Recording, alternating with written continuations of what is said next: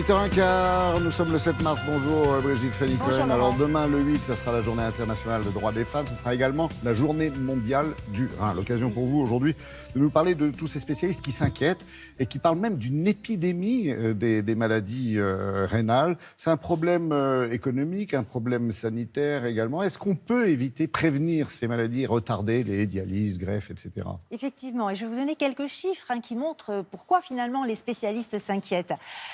En 1983, par exemple en France, il y avait 12 000 patients soignés pour des maladies rénales sévères, c'est-à-dire soignés par dialyse ou par greffe. 2003, 60 000 patients.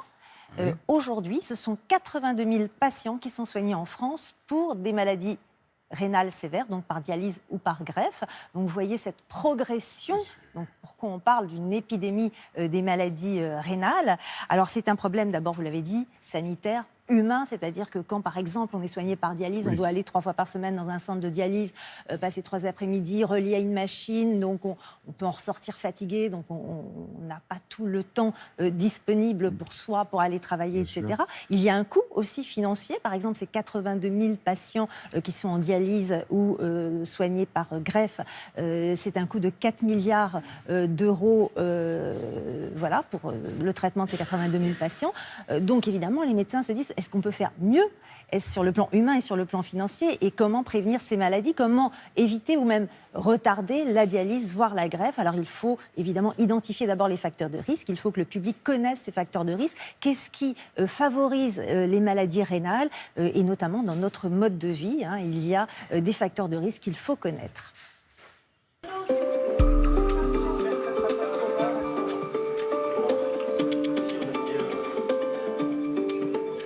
En France, la moitié des insuffisances rénales importantes sont dues au diabète et à l'hypertension artérielle, et bien souvent à l'association des deux.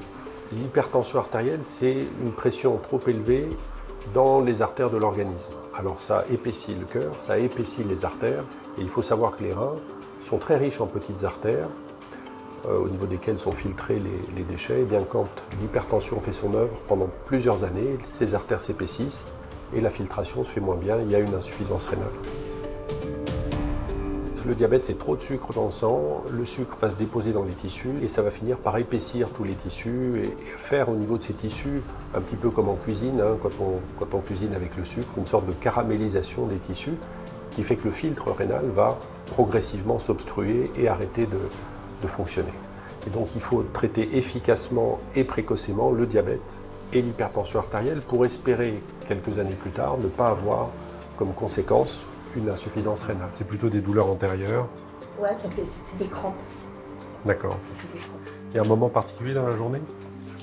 Le mode de vie peut favoriser l'insuffisance rénale. Il y a un élément majeur, c'est l'obésité.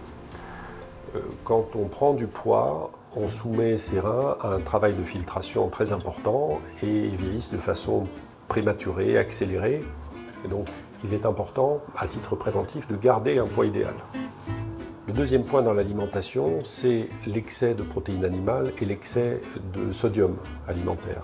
Nos pouvoirs publics ont essayé de modifier nos habitudes alimentaires en nous demandant de manger plus de fruits, de légumes, moins de sel globalement, ce qui est probablement une très bonne chose en termes de prévention des maladies rénales.